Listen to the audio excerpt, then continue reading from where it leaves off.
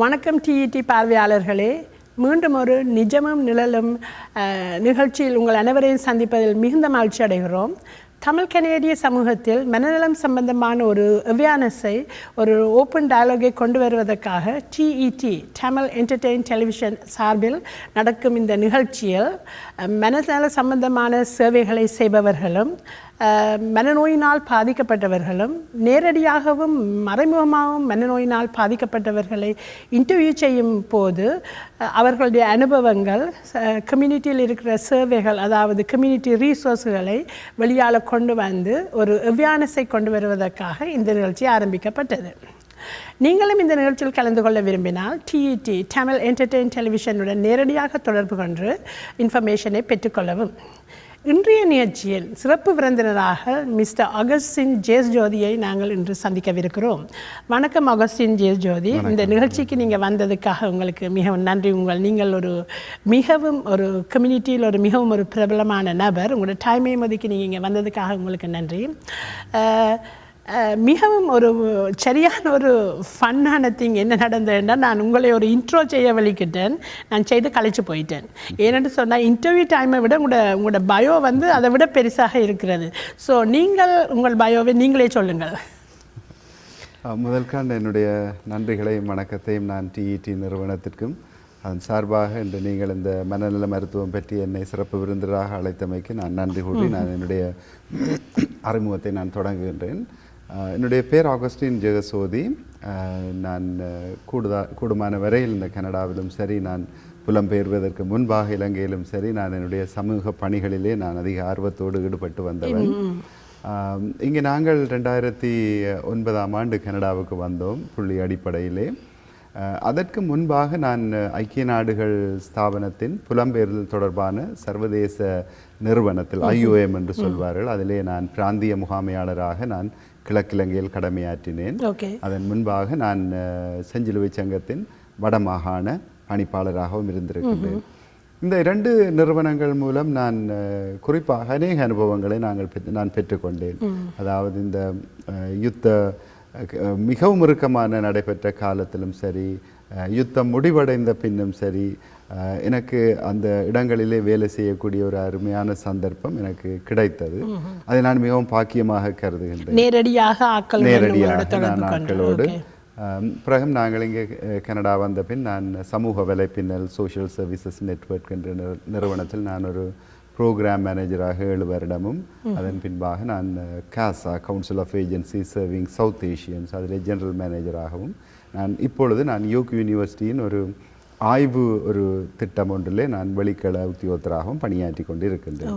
என்ன விதமான ஆய்வு நீங்கள் அந்த யோக் யூனிவர்சிட்டியில் செய்கிறீர்கள்? அதிலே நாங்கள் செய்வது இந்த சிட்டிசன்ஷிப் அண்ட் இமிகிரேஷன் ப்ரிகாரிட்டி என்று சொல்வார்கள். அதாவது புதிதாக, அதாவது ஒரு குறிப்பிட்ட கால பகுதியிலே இந்த நாட்டிற்கு வந்தவர்கள், அவர்கள் தொடர்பான அவர்கள் சந்தித்த பின்னடைவுகள், அவர்கள் வேலை தேடல் தொடர்பான காரியங்கள் அல்லது குடியமர்வு சேவைகளை பெற்றுக்கொள்வதில் ஏற்பட்ட சிரமங்கள் என்பவற்றை பற்றிய ஒரு ஆய்வை நாங்கள் தென்னாசிய மக்கள் மத்தியிலும் இந்த முறை செய்து வருகின்றோம். இதற்கு முன்பு கடந்த வருடங்களில் இந்த சேவையானது லத்தீன் அமெரிக்க மற்றும் ஆப்பிரிக்க நாடு மக்களிடத்தில் இதை செய்திருக்கின்றார்கள். இந்த முறை அவர்கள் பிரத்யேகமாக இதை தென்னாசிய மக்களிடத்திலே செய்து கொண்டிருப்பதால் நானும் அதிலே அவர்களோடு பணியாற்றுகிறேன். ஸோ மிஸ்டர் அகஸ்டின், நீங்கள் வார் ஜோன்லையும் அதாவது கான்ஃப்ளிக்ட் ஏரியாக்கள்லேயும் மக்களோட நேரடியாக வேலை செய்து, அதாவது ரெஃப்யூஜிஸோட வேலை செய்த அனுபவம் உங்களுக்கு நிறைய இருக்கிறது. ஸோ பார்வையாளர்களே, இன்று நாங்கள் அந்த ட்ராமா, அதாவது ஒரு வார் ஜோனில், ஒரு கான்ஃப்ளிக்ட் ஏரியாவில் ஒரு வார் நடந்து கொண்டிருக்கும் போது நிறைய விதமான பிரச்சனைகள், அதாவது ஒரு ஒரு ஹாரிஃபையிங் சிச்சுவேஷன்ஸ் எல்லாம் நடக்கும். அப்படி நடக்கும்போது ட்ராமா என்று சொல்கிற ஒரு அதிர்ச்சிக்குரிய காரியங்கள் நடக்கும்போது எங்கள் பாடி அதுகளை ஏற்றுக்கொள்ள சில நேரம் மறக்கும் போது சில பிரச்சனைகள், அதாவது ஒரு சில மென்டல் ஹெல்த் கண்டிஷன்ஸை உருவாக்குகிறது. அப்படி உருவாக்கும் போது அது நீண்ட காலத்துக்கு போய்கொண்டிருந்தால் அதை PTSD என்று சொல்லி, போஸ்ட் ட்ராமேட்டிக் ஸ்ட்ரெஸ் டிஸார்டர் என்று சொல்லி அதுக்குரிய வைத்தியங்கள் செய்து தான் அவர்களை மீண்டும் பழைய நிலைக்கு கொண்டு வருவது சாத்தியமாகின்றது. ஸோ இதில் இன்று நாங்கள் மிஸ்டர் அகஸ்டினுடன் ட்ராமா பற்றிய விஷயங்களை பற்றி நாங்கள் கதைக்க போகிறோம் என்று அவருக்கு நிறைய அனுபவங்கள் இருக்கிறது. களத்தில் இருந்தவர், ரெஃப்யூஜிஸோட வேலை செய்தபடினார்.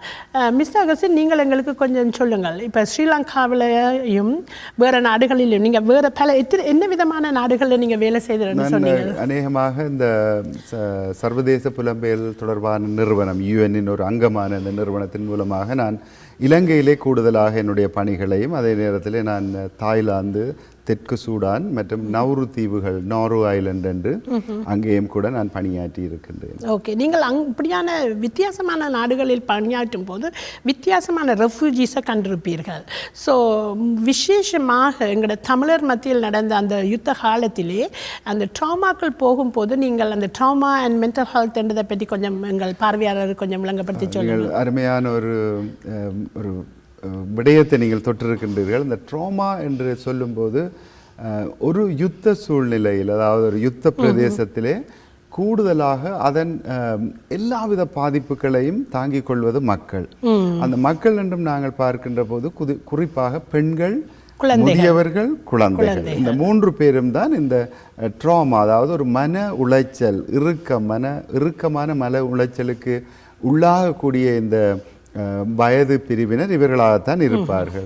இப்போ நீங்கள் பார்த்தீங்கன்னு சொன்னால் இலங்கையில் குறிப்பாக இந்த யுத்தம் உச்சக்கட்டத்திலே நடைபெற்ற ஒரு காலம் 2006 பிற்பகுதிகளில் இருந்து 2010, அதாவது யுத்தம் முடிவடைந்த பின்னும் மக்கள் அங்கு அநேக தற்காலிக முகாம்களில், அதாவது டிரான்சிஷன் ஷெல்டர்ஸ் என்று சொல்வார்கள், அப்படி மிக பிரபலமாக இருந்த அநேக தற்காலிக முகாம்களுக்கு நாங்கள் வசதிகள் வழங்கி நாங்கள் பின்னணியிலிருந்து செயல்பட்டிருக்கின்றோம். அந்த வகையிலே நான் கூடுதலாக கிழக்கு மாகாணத்திலும் வடக்கு மாகாணத்திலும் வவுனியா போன்ற பிரதேசங்களிலும் புல்மோட்டை, அதாவது இறுதி யுத்தத்தின் பின் வந்த மக்களை தங்க வைக்க ஒரு இடைத்தங்கல் முகாமை புல்மோட்டையிலே ஏற்படுத்திய போது இப்படியான அநேகம் பேரை நான் சந்தித்தேன்.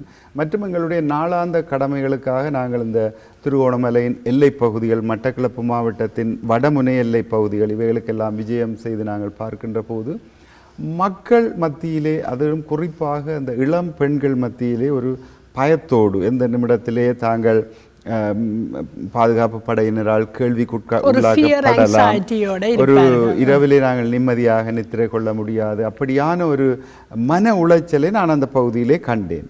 ஆனால் நான் இந்த வடபகுதியின், குறிப்பாக மன்னார் மாவட்டத்தின் எல்லை பகுதியில், கிளிநொச்சி, முல்லைத்தீவு மாவட்டங்களின் எல்லை பகுதிகளில் நான் 2006-7 நான் இலங்கை செஞ்சிலுவைச்சின் சார்பாக நான் வேலை செய்த போது ஒரு வித்தியாசமான சூழ்நிலையில் மக்கள் இந்தியாவிலிருந்து திரும்பி அவர்கள் குடியமர அரசாங்கம் பல நிபந்தனைகளை விதித்த போது நாங்கள் அவர்களுக்குரிய அந்த தற்காலிக கூடாரத்தின் கட்டுமான பணியை செய்து முடிக்க உதவி செய்தோம். அந்த நேரத்திலே அவர்களுக்காக நாங்கள் UNHCR நிகழ்ச்சி திட்டத்தோடு நாங்கள் ஒரு உதவியை அறிமுகப்படுத்தியிருந்தோம், சைக்கோ சோஷியல் கவுன்சிலர்ஸ் என்று சொல்லி.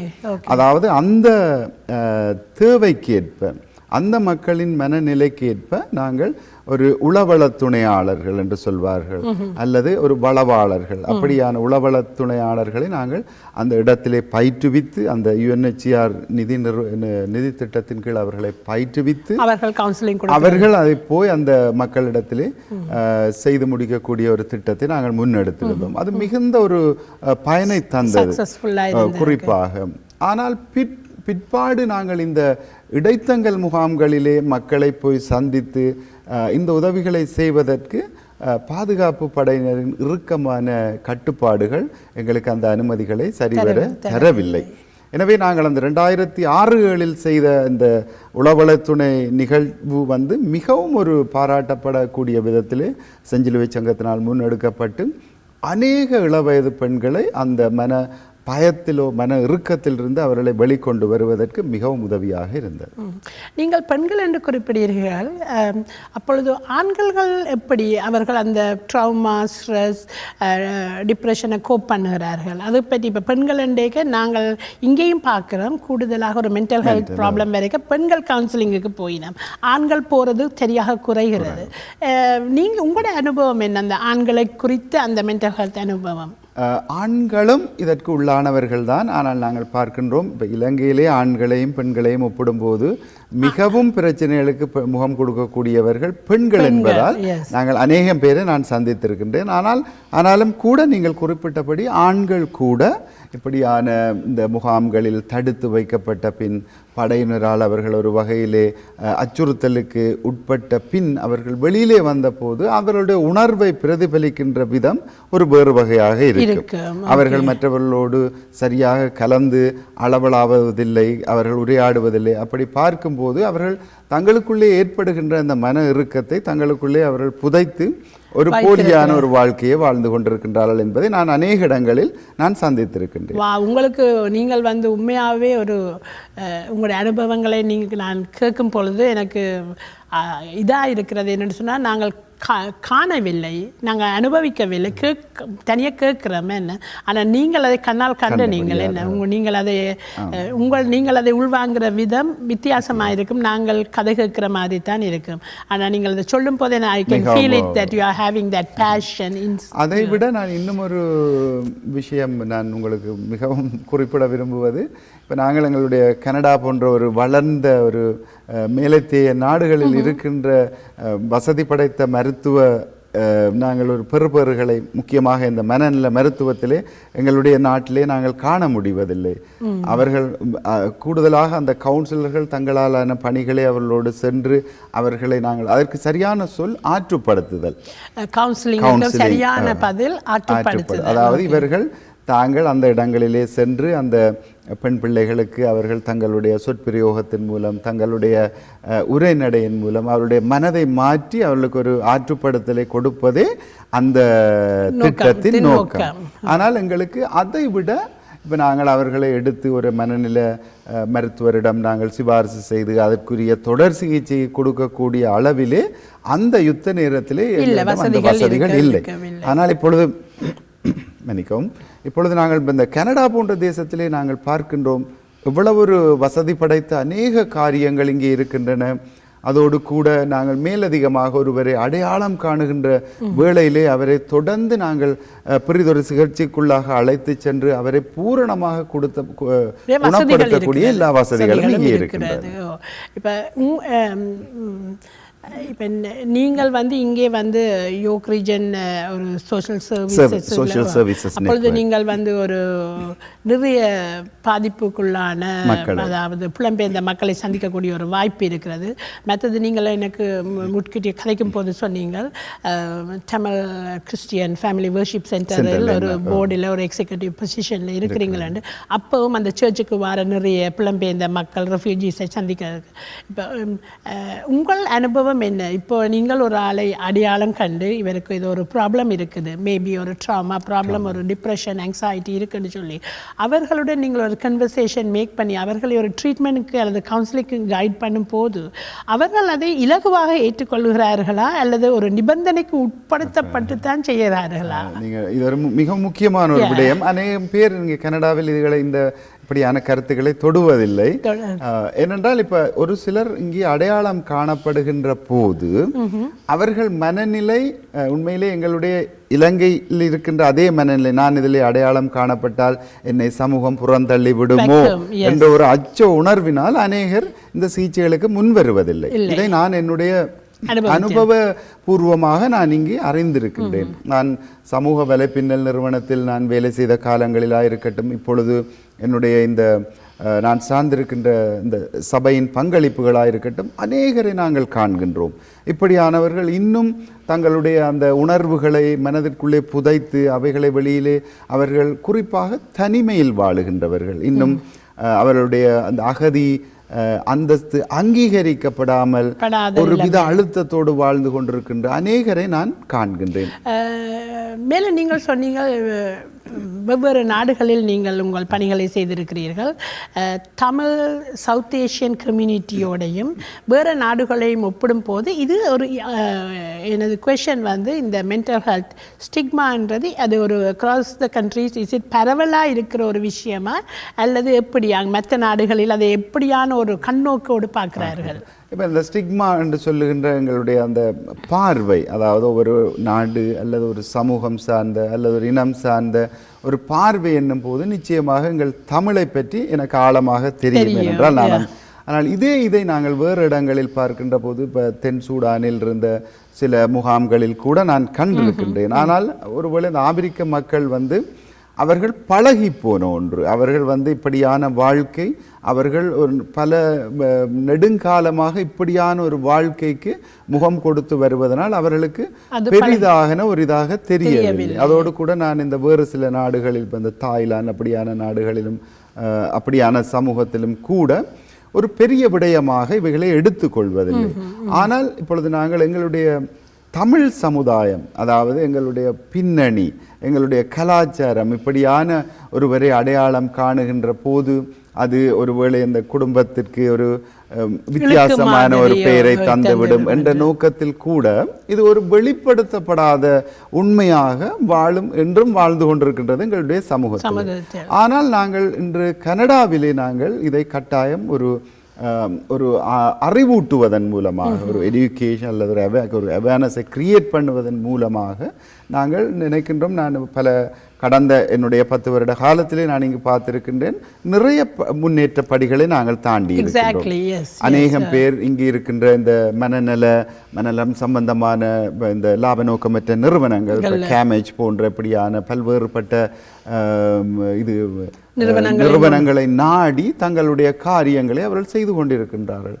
அதோடு கூட நீங்கள் பார்க்கலாம், இன்றும் இந்த செட்டில்மெண்ட், அதாவது குடியமர்வு சேவைகளை வழங்கி கொண்டிருக்கின்ற நிறுவனத்தில் கூட கவுன்சிலர்ஸ் இருக்கின்றனர். அவர்கள் குறிப்பாக மனநலத்தோடு அவர்கள் நேரடியாக வேலை செய்யாவிட்டாலும் கூட சில குடும்பத்துக்குள்ளே காணப்படுகின்ற பிரச்சனைகள், அவைகளுக்குரிய ஆழமான அல்லது அடிப்படையான காரணம் என்ன என்று பார்க்கின்ற போது மனநலம் ஒரு முக்கிய காரணமாக இருக்கிறது. எனவே அவர்கள் இந்த குடியமர்வு சேவையில் இருக்கின்ற அநேக கவுன்சிலர்ஸ் அவர்கள் மேற்கொண்டு இவைகளை மனநல மருத்துவரோ அல்லது அந்த வளவாளர்களிடம் தொடர்பு படுத்தி இதற்கு ஒரு தீர்வு கொடுப்பதில் அவர்கள் என்று ஒரு நல்ல பணியை ஆற்றி வருகின்றார்கள் என்று நான் சொல்வேன். நீங்கள் சொன்ன மாதிரி நீங்கள் அதை கண்டிருப்பீர்கள். நீங்கள் சொன்னீர்கள் கடந்த ஒரு பல வருடங்களாக இந்த நாட்டில் இருக்கிறீர்கள், நீங்களும் அந்த ஃபீல்டில் இருக்கிறபடியினால நீங்கள் அந்த மாற்றங்களை கண்டிருப்பீர்கள். அதாவது மனநல சேவைகளை அப்ரோச் பண்ணுறது, அந்த சேவைகளை பெற்றுக்கொள்கிற வீதம் இப்போ கூடுதலாக வருகிறது.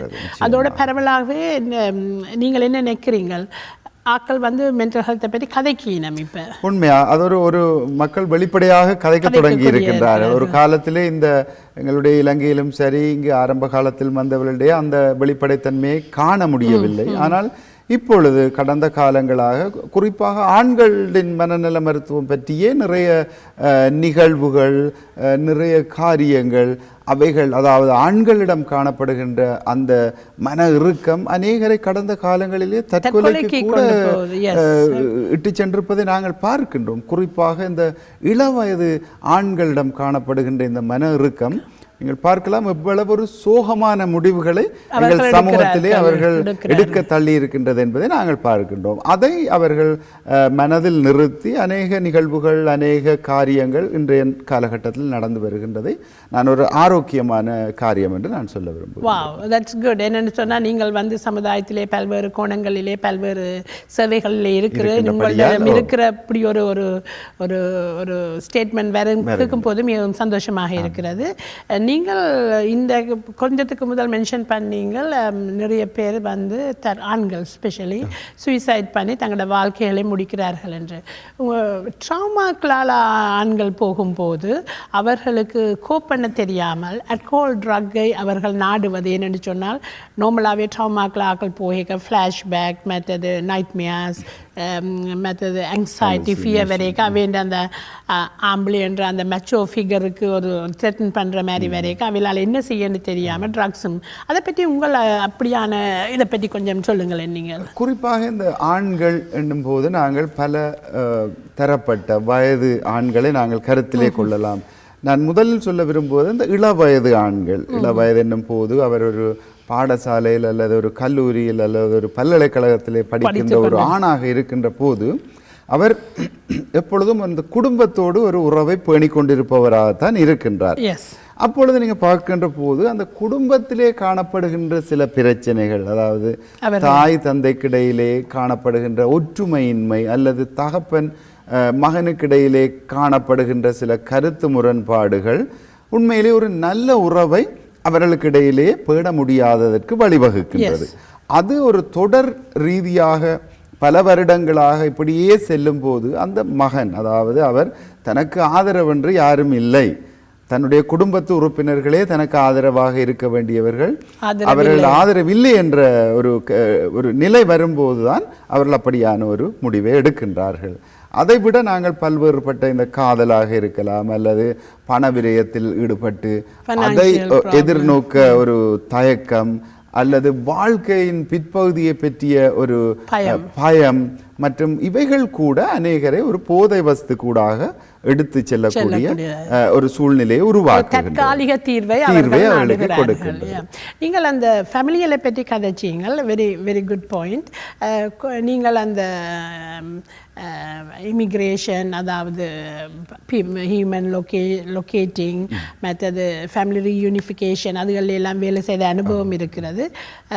அதாவது இன்டர்ஜெனரேஷன் அந்த கேப்பும் மென்டல் ஹெல்த்துக்கு என்ன மாதிரியான ஒரு தொடர்பு இருக்குது, அதை பற்றி கொஞ்சம் நான் அதற்கு முதல் நான் அந்த இளைஞர்களோடு நான் கடந்த கேள்வியை நிறுத்திவிட்டேன். நான் தொடர்ந்து மற்ற வயதினர், அதாவது ஒரு நடுத்தர வயதினர், அவர்களுக்கு ஒரு முதியவராக இருந்தாலும் கூட அவர்களுக்குள்ளேயும் இந்த ஒரு மன இறுக்கங்கள் இருக்கின்றன. கூடுதலாக இப்போ ஒரு குடும்பத்தை நாங்கள் எடுத்துக்கொள்வோம். அவர்கள் கனடாவுக்கு புதிதாக குடிபெயர்ந்து வருகின்ற போது அவர்கள் இந்த நாட்டிலே எதிர்பார்த்திராத சில காரியங்கள், அதாவது இந்த சடன் கல்ச்சரல் ஷாக், அப்படியான ஒரு திடீர் தாக்கம்.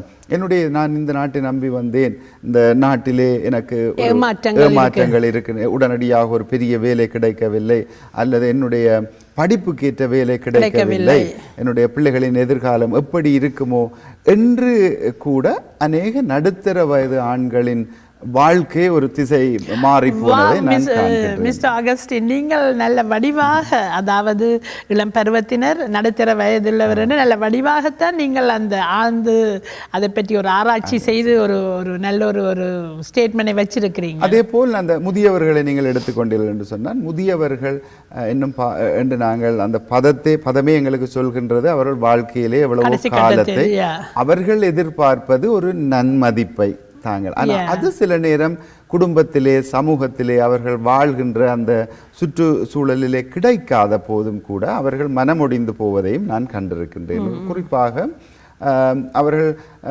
எதிர்பார்க்கின்ற ஒரு பிள்ளை, அதாவது தன்னுடைய பேரன் தன்னோடு அன்பாக இருக்க வேண்டும், தன்னோடு அவன் அன்பாக வந்து கதைப்பான் என்று அவர் எதிர்பார்த்திருக்கின்ற நேரத்திலே இந்த பிள்ளை ஒருவேளை இங்கு பிறந்து இங்கு வளர்ந்த பிள்ளையால் அந்த இதை கொடுக்க முடியாததால் அதுக்கு ஒரு மீடியேட்டர்ஸ், ஒரு இடைத்தரகராக இருக்க வேண்டியவர்கள் பெற்றோர்கள். அவர்களும் அதுகளை கவனிக்காமல் விடும்போது ஒரு பாரிய ஒரு இடைவெளி அந்த முதியவருக்கு ஒரு மன இறுக்கத்தை ஏற்படுத்துகிறது.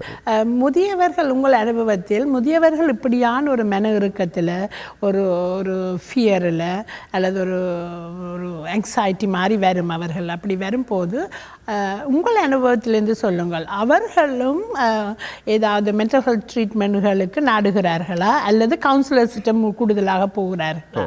அவர்களுக்கு நீங்கள் சொன்ன, அதாவது ஒரு மனநல மருத்துவரையோ அல்லது ஒரு உளவள துணையாளர்களையோ நாடுவதற்கு முன்பாக நான் அவர்களிலே கண்ட ஒரு மிக முக்கியமான ஒரு பண்பு, அவர்கள் தன்னுடைய வயதை ஒத்தவர்கள், அதாவது பியர் சப்போர்ட் என்று சொல்வார்கள், அவர்களோடு அவர்கள் நேரத்தை செலவழிப்பதை நான் கண்டிருக்கின்றேன். அதோடு நீங்கள் எடுத்து சொல்லும் பொழுதுதான் நான் கண்ட காட்சிகளும் எனக்கு ஞாபகத்துக்கு வர. நீங்கள் அநேகமாக பார்த்திருப்பீர்கள், இப்பொழுது இந்த முதியவர்கள் பார்க்கின்றோம், அநேக முதியோர் கழகங்கள் உருவாகிவிட்டன. எங்களுடைய தமிழ் மக்கள் கூட இப்போ இந்த அடல்ட் டே ப்ரோக்ராம் என்று சொல்லி அவர்கள் ஒரு இடத்திலே போய் தங்களுடைய நாள் முழுவதையும் தங்களுடைய வயதை ஒத்தவர்களோடு அவர்கள் மணமகள் நிகழ்ச்சிகள் மூலம் பாடல், ஆடல், உணவை ஒன்றாக அருந்துவார்கள், தையல் வேலைகள், தங்களுடைய அனுபவங்களை பரிமாறிக்கொள்ளுதல், இப்படியான அநேக காரியங்களில் அவர்கள் ஈடுபடுவதற்கு முக்கிய காரணம், அவர்கள் வீட்டில் இருக்கும்போது அந்த தனிமைப்படுத்தல், ஐசோலேஷன் என்று சொல்வது எங்களுடைய முதியவர்களுக்கும் மற்ற தென்னாசிய முதியவர்களுக்கும் மிகப்பெரிய ஒரு பிரச்சனையாக இருக்கிறது. அதிலிருந்து அவர்கள் வெளிவருவதற்கு இந்த அவர்களுடைய அந்த ஒத்த வயதினர் உடையவர்களோடு அவர்கள் கலந்து நேரத்தை செலவிட்டு மகிழ்ந்திருப்பது உண்மையிலேயே ஒரு ஆரோக்கியமான விடை. அது எங்களோட சமுதாயத்தில் மிகவும் இப்பொழுது நிறைய இப்படியான சேவைகள் இருக்கிறது. அதுவும் எங்களோட தமிழ் மொழியிலே சேவைகள் செய்கிறது. இது ஒரு நல்ல ஒரு மென்டல் ஹெல்த்துக்கு ஒரு நல்ல ஒரு வெரி குட் அப்ரோச்.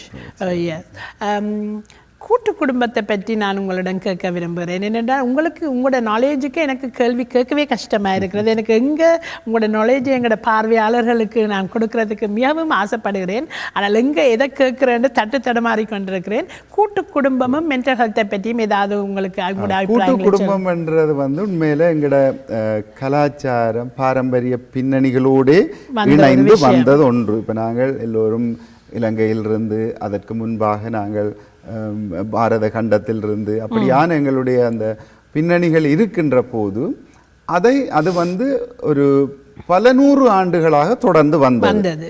அப்ப அதாவது இப்போ ஒரு தாய் தகப்பன் தன்னுடைய பெற்றோர் தன்னோடு இருப்பதையும் தன்னுடைய பிள்ளைகள் தன்னோடு இருப்பதையும் அவர்கள் விரும்புவார்கள். அவர்கள் அந்த மகிழ்ச்சியை அவர்கள் மற்றவர்களோடு பரிமாறிக்கொள்வதோடு தாங்களும் அனுபவித்து மகிழ்ந்த ஒரு நாட்டில் இருந்தால் நாங்கள் வந்திருக்கின்றோம். ஒரு பாரம்பரியம், அது பாரம்பரியமா ஜெனரேஷனா கடத்தப்பட்டது.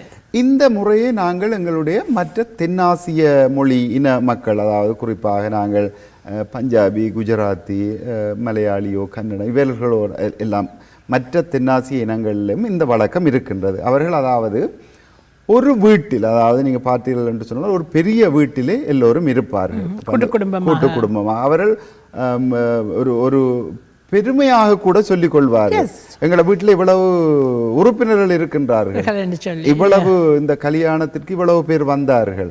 அப்படி அவர்கள் அந்த பாரம்பரிய பெருமையிலேயே அவர்கள் வாழ்ந்து பழக்கப்பட்டவர்கள். ஆனால் அவர்கள் கனடாவுக்கு வந்த பின்பு இந்த நாட்டிலே அப்படியான சூழலை இங்குள்ள நடைமுறைகள் ஊக்குவிப்பது இல்லை. குறிப்பாக நாங்கள் இந்த மெயின் ஸ்ட்ரீம் கனேடியன்ஸ் என்று சொல்லக்கூடிய இந்த பிரதான கனடா மக்கள் அதை விரும்புவதில்லை. அவர்கள் அந்த சீனியர் ஹோம் என்று உருவாக்கப்பட்டதன் நோக்கம் தங்களுடைய ஓய்வு வாழ்க்கை யாருடைய தொந்தரவுமின்றி அவர்களிடத்திலிருந்து அந்த பணத்தை சேமித்து அதற்குரிய முறையிலே அவர்கள் மகிழ்ந்து செலவிடுவதை ஒரு முதியவர்கள் விரும்புகின்றார்கள். அதேபோல் பிள்ளைகளும் கூட தாங்கள் திருமணம் முடித்த பின் தங்களுடைய வாழ்க்கையை தாங்கள் அமைத்துக் கொள்வதையே விரும்புகின்றார்கள்.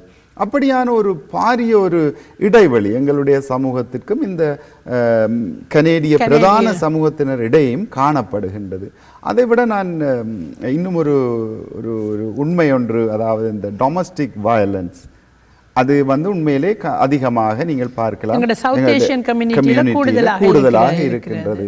அதற்கு இதுதான் காரணம் என்று நான் எந்த ஒரு வரவிலக்கணத்தையும் சொல்லாவிட்டாலும் கூட இப்படியான அந்த குடும்ப வன்முறைகள் அல்லது நாங்கள் தங்கி இருக்கின்ற எங்களுடைய அந்த உள் வீட்டுகளுக்குள்ளான அப்படியான குழப்பங்களை இப்பொழுது இந்த கனேடிய சமூகத்திலே நாங்கள் அதிகமாக காண்பதில்லை. எனவே நீங்களே அதை பார்த்து கொள்ளலாம், எவ்விதம் இந்த கனேடிய பிரதான சமூகம் அப்படியான வாழ்க்கை முறையிலிருந்து வேறுபட்டு அவர்கள் காண்கின்றார்கள் என்பதை நான் இந்த உதாரணத்தில். கூட்டு குடும்பத்திலே நன்மைகளும் இருக்கு, தீமைகளும் இருக்கிறது. எங்கள் தமிழ் கனேடிய சமூகத்தில் பொதுவாக யாரை கேட்டாலும் டைம் இல்லை, I'm stress out, I'm going through heart time, I'm depressed என்ற வேர்ட் பொதுவாகவே அது ஒரு காமனாக பாவிக்கப்படுகிற ஒரு விஷயமாக இருக்கிறது. ஏன் எங்களோட கம்யூனிட்டிக்குள்ள இந்த I'm stress out, I'm depressed என்ற வேர்ட் என்ன காரணத்தினால் அது மிகவும் ஒரு இது உண்மையிலே இப்போ எங்களுடைய சமூகத்திற்கு என்று மட்டும் அல்ல. ஆனால் நான் நினைக்கின்றேன் இந்த காரியம் இப்போ நாங்கள் கனடா அநேகமாக எங்களுடைய தமிழ் சமூகம் ஒரு 30, 35, 40 வருட பாரம்பரியத்தையே நாங்கள் கொண்டிருக்கின்றோம். இந்த 40 வருட காலத்திலே நாங்கள் எந்த காரியங்களை சாதித்திருக்க முடியும்? அநேகமானவர்களை நீங்கள் பார்த்தீர்கள் என்று சொன்னால் 20, 25, 15 வருட ஒரு கால இடைவெளி உள்ளவர்கள் தான் எங்களுடைய சமுதாயத்திலே வாழ்கின்றார்கள். அப்ப அந்த காலகட்டத்திற்குள்ளே அவர்களால் பெரிய ஒரு காரியங்களை எட்ட முடிவதில்லை. அநேகர் இன்னும் மோட்கேஜ் அவர்கள் செலுத்த வேண்டி இருக்கிறோம், பிள்ளைகளுடைய படிப்புகளை அவர்கள் கவனிக்க வேண்டி இருக்கின்றது, பிள்ளைகளுடைய திருமண காரியங்களை நிர்ணயிக்க வேண்டி இருக்கின்றது. அதோடு கூட அவர்கள் கூட்டு குடும்பமாக இருந்தால் தாய் தகப்பன் அவர்களுடைய செலவீனங்களை உள்வாங்க வாங்கி இருக்கின்றது. இந்த பிரச்சனைகளை நீங்கள் இப்ப அநேக கனடிய பிரதான சமூகத்திடம் நீங்கள் ஏனென்றால் அவர்கள் ஏறக்குறைய ஒரு 100 அதற்கு மேற்பட்ட வருட பாரம்பரியம் இருக்கின்றது. இப்ப நாங்கள் சொல்லக்கூட இப்ப ஃபர்ஸ்ட் ஜெனரேஷன் முதல் பாரம்பரிய கனேடியர்களாக நாங்கள் இருக்கின்றபடியினால் இந்த வேலையை குறித்த ஒரு அச்சம், எனக்கு இந்த வேலை போனால் நான் எப்படி என்னுடைய மோட்கேஜை கட்டுவேன், எப்படி பார்ப்பது, இப்படியான சில காரியங்கள் அழுத்தத்தை அவர்களுக்கு பிரயோகிப்பதன் மூலம் இப்ப ஒரு எதிர்பாராத செலவு, இப்ப சேவிங்ஸ் அண்டு ஒரு காரியங்கள் அவர்களிடம் இருக்கின்ற போது எதை பற்றியும் அவர்கள் கவலைப்பட வேண்டியதில்லை. இப்ப திடீரென்று ஒரு ஏசி பழுதா போயிட்டு அல்லது கார்ல ஒரு குழப்பம் வருகின்றது என்று சொன்னால் ஒரு $200 செலவழிப்பது ஒரு பெரிய விடயமாக மற்றவர்களுக்கு இருக்காது. ஆனால் எங்களுடைய சமுதாயத்தை பொறுத்தவரையில் அவர்கள் இந்த திட்டமிட்டு பட்ஜெட்டுக்குள்ளே வாழ்ந்து கொண்டிருக்கின்ற அநேக காரியங்கள் இப்படியான இதுகளை அவர்களுக்கு ஏற்படுத்தி கொண்டிருப்பதில் ஆச்சரியம் ஒன்றும் இல்லை. நான் இன்னும் ஒருவருடன் கதைக்கும் போது நீங்களும் இந்த உங்களுடைய அபிப்பிராயத்தை கேட்கறதுக்காகத்தான் இதை நான் உங்களுடன் கதைக்கிறேன்.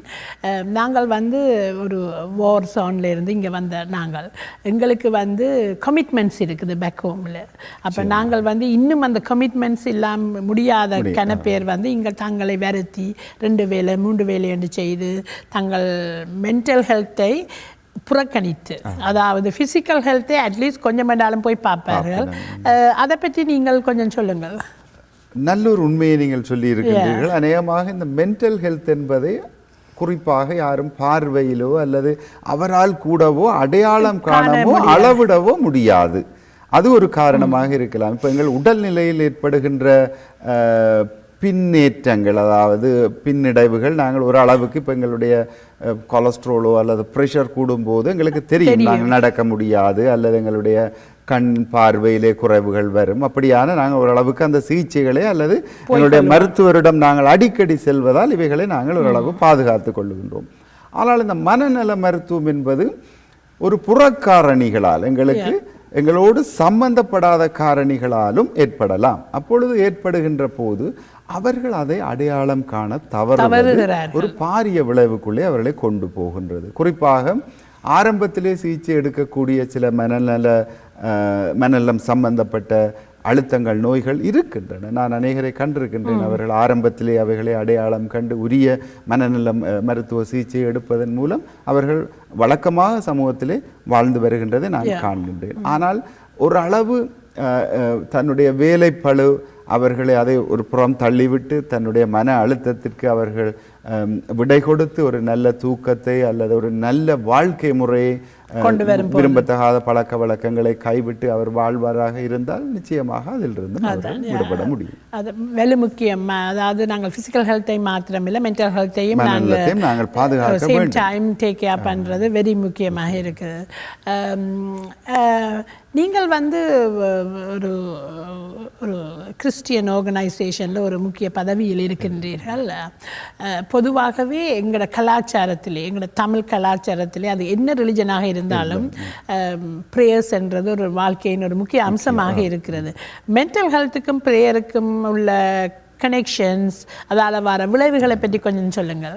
உண்மையிலேயே தியானம் என்பது எல்லா மதத்தினராலும் எல்லா மத பிரிவினராலும் நேசிக்கப்படுவது ஒன்று. அவர்களுடைய மத வழிபாடு நீங்கள் யாராயிருந்தாலும் பார்க்கலாம். அவர்கள் மனதை ஒருநிலைப்படுத்தி அவர்களுடைய இஷ்ட தெய்வம் அல்லது இறைவனுக்கு முன்பாக தங்கள் மனதை ஒருநிலைப்படுத்துவதன் மூலம் அவர்கள் இப்படியான புறக்காரணிகளிலிருந்து ஒரு விடுதலை முடியும் என்பதை அவர்கள் நம்புகின்றார்கள். ஆனால் கிறிஸ்தவர்களாகிய நாங்கள் கூடுதலாக ஜெபங்களில் எங்களுடைய நேரங்களை, அதாவது மனத்தை நாங்கள் ஒருநிலைப்படுத்தி ஆண்டவருக்கோ அல்லது கடவுளுக்கு முன்பாக நாங்கள் எங்களை தாழ்பணிந்து நாங்கள் ஜெபங்களை ஒப்பு கொடுக்கின்ற போது எங்களுக்குள்ளே ஒரு விடுவிக்கப்பட்ட உணர்வை நாங்கள் உணர்கின்றோம். ஒரு லேசான ஒரு எங்களை மீறி ஒரு சக்தியிடம் எங்களோட பிரச்சனைகளை ஒப்படைக்கிறோம். அது எங்களோட மென்டல் ஹெல்த்துக்கு உண்மையிலே அது நீங்கள் பார்க்கின்றோம். என்று நாங்கள் இந்த மதம் என்பதை விடுத்து நீங்கள் அநேகமான இப்ப முதியோர் ஒன்று கூடல் நிகழ்வுகளாக இருக்கட்டும் அல்லது ஒரு நடுத்தர வயதினர்கள் அநேகம் பேரை நான் கண்டிருக்கின்றேன். அவர்கள் இந்த யோகா, அதாவது ஒரு ஆசனம், அதாவது மனதை ஒரு முகப்படுத்துகின்ற ஏதோ ஒரு வகையான ஆசனம். அதற்கு அவர்கள் பல்வேறு பெயர்கள், இப்போ யோகா என்கின்றார்கள். கதிரிலே இருந்து கொண்டு மனதை ஒருநிலைப்படுத்துவது.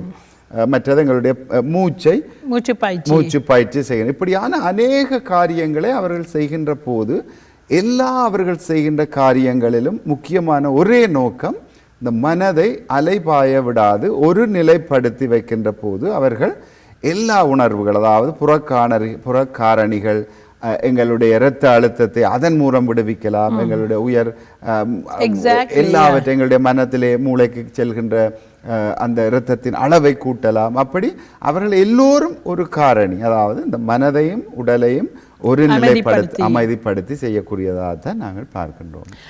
மிகவும் பிரயோஜனமுள்ள தகவல்களை மிஸ்டர் அகஸ்டின் எங்களோட பகிர்ந்து கொண்டீர்கள். உங்களிடம் இருக்கிற அந்த அறிவு கடல், உங்களோட அனுபவங்கள், அறிவு என்றதை விட நீங்கள் போய் உங்களோட வாழ்க்கைகளால் நீங்கள் பல நாடுகள் பல அனுபவங்களுக்களால் போய் நீங்கள் சேர்த்து வைத்திருக்கிற அனுபவங்களை பகிர்ந்து கொள்றதுக்கு இந்த கொஞ்ச நேரம் காணாது. ஆனாலும் நாங்கள் ஒரு முடிவுக்கு வர வேண்டிய நிலைமையில் உள்ளோம். நன்றி. எங்கள் டிஇடி ஸ்தாபனத்தின் வேண்டுதலுக்கு இன்விடேஷன் ஏற்றுக்கொண்டு எங்களுக்கு வந்து இந்த நிகழ்ச்சியில் கலந்து கொண்டதுக்காக உங்களுக்கு நன்றி செலுத்துகிறோம். இந்த நிகழ்ச்சி இன்றோடு முடிவுக்கு வருகிறது. மீண்டும் ஒரு நிஜமான நிலையில் சந்திக்கும் வரை உங்களிடம் விடைபெறுவது கிறிஸ்டலா பத்மநாதன். நன்றி.